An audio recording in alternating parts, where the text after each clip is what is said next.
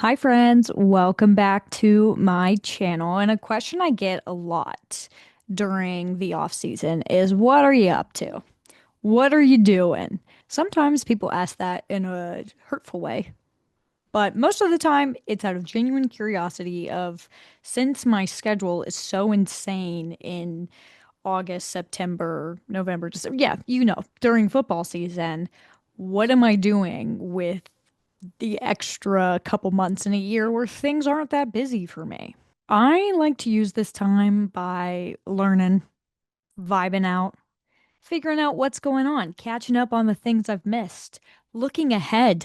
I'm doing all that. And that off-season activity comes in the form of this. My beautiful little notebook that I got for $4 at a TJ Maxx, where I just take notes on the teams that I'm interested in, the things I may have missed during the season, the things I may have missed during the off season. This is basically my pre-Phil Steele, which, by the way, Phil Steele, hard name to say. Phil Steele. This is my pre his guide book. And I literally just choose a team. There's no rhyme or reason. I'm not like, let's go conference by conference. Let's not go preseason poll. I just wake up and I'm like, let's talk about Baylor today. I'm just feeling it. Doesn't make any sense. So I figured, since I'm taking all these notes, I'm learning all these things, I'm going to share them with you in a series. That I didn't think of a name of. That was more meant to be like an exciting but instead it came out kind of like I was terrified, but that's not it. I'm actually quite excited. So this series with no name is just going to be me taking you through what I've learned, giving you my observations, my thoughts, my feelings, my opinions. Naturally, the vibes are going to start a little weird because that's how we do it. The first team I was like, let's learn, let's figure out what's up, was Florida State.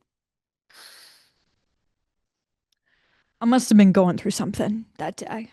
I must have been. But I think for a lot of us, Florida State is a team that, like, undoubtedly we're fascinated by, like, in the horrible, awful metaphor of the car accident on the side of the road, where you're like, that is just, ooh, don't want to look at that, but can't stop. That is what Florida State football was this last season. And I have to be honest, I didn't go out of my way to watch them. I really didn't. I tried not to. In reading up on what really went wrong, what to look forward to, I kind of just want to talk about how I think Florida State is in the position that they're in right now, which is just gasping for air, looking for a savior, which they've decided to be like, that savior's going to be Gus Malzahn. Okay, cool, whatever, you do you. But I think in learning about Florida State over the last few days and really taking a look at kind of everything that went wrong, it's a very valuable lesson in the changing day and age of college football. A little background info is that Florida State was a team that 2 years ago was the best they've been in recent history since they won the national championship. They had an undefeated season, should have made it to the playoff, but didn't due to an injury to Jordan Travis, their quarterback. Then they went to the Orange Bowl and lost by 60 points. It happens to the best of us. And it was pretty bad. Everybody opted out. They didn't have any players, and then they lost by 60 points to Georgia. And I was there. It was deeply unpleasant. Stayed all 4 quarters for that one. Deeply unpleasant.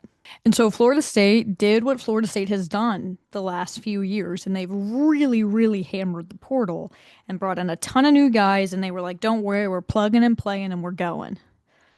That's not how that panned out. And through this jump, Florida State became the cautionary tale for live by the portal, die by the portal.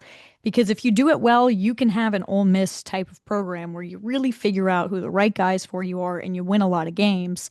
And if you do it wrong, you can go from undefeated to 2-10. So much of the information I'm talking about in this video came from an Athletic article by Matt Baker and Bruce Feldman about the downfall of Florida State. And they talked to a lot of people within the program who gave their 2 cents on what went wrong. The biggest area for what seemed to be the problem with Florida State is the fact that they went so heavy on the transfer portal that we just kind of ignored the fact that Mike Norvell was not recruiting well. His first year at Florida State, they had their worst recruiting class since 2007. So they weren't building a college football program, from the ground up, which I think that we've seen the best programs know how to do that. They have a nice mix of, okay, we'll get portal guys who come in, fit our system, but we're still going to rely mainly on our recruits because that's how you develop a program. That's how you get players who fit what you're doing. Florida State didn't recruit well, so they went super, super heavy in the portal. But They went super, super heavy in the portal without being willing to spend money on a quarterback. Excuse me? What? Where Florida State was in the running for Cam Ward, but instead they were like, ugh, that's a pricey, it's a pricey price tag.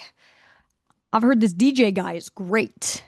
I've watched the film and I'm not impressed, but I'm in love with potential. And so now Florida State's landed them in a position where they have a bunch of new players, nobody that's really standing out, and a quarterback who's just bad because they weren't willing to shell out the money for Cam Ward, who, reminder, won the Heisman. And when we say Florida State was bad, they were historically terrible.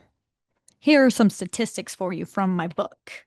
They allowed the most sacks nationally. Bad. They were bottom six nationally in scoring, rushing, and completion percentage. Bad. Their defense forced the third fewest turnovers nationally.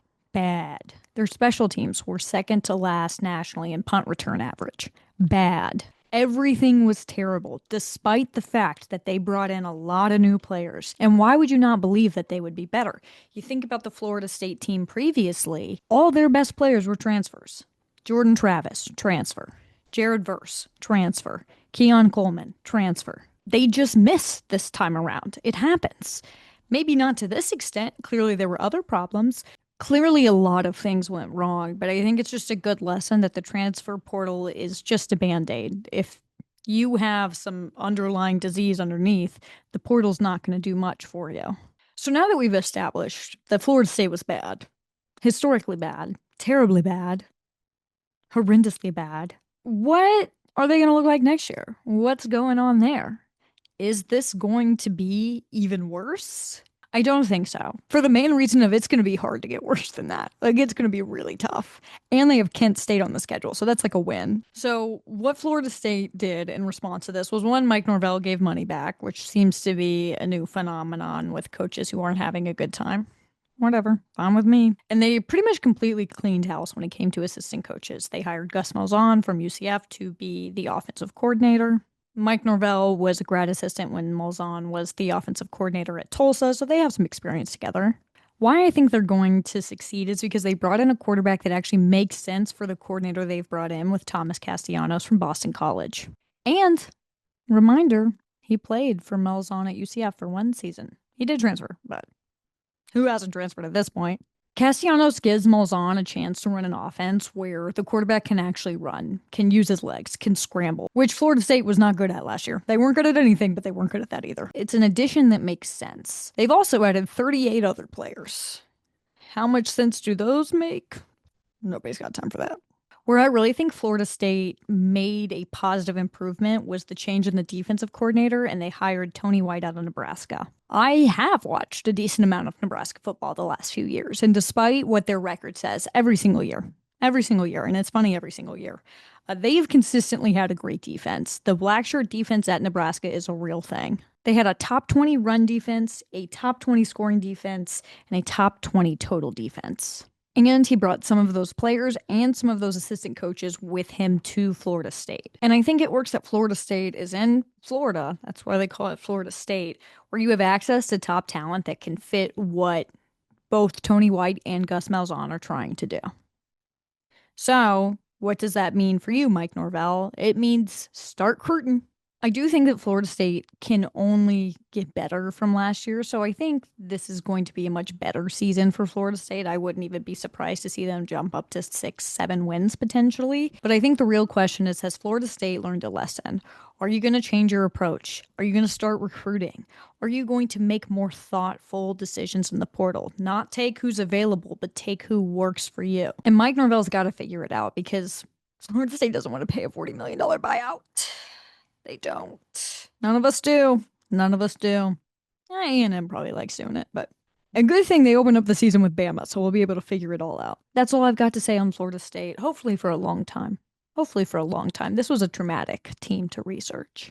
If you liked this video or you want me to talk about your favorite team, comment below, like, subscribe, share. You know the deal.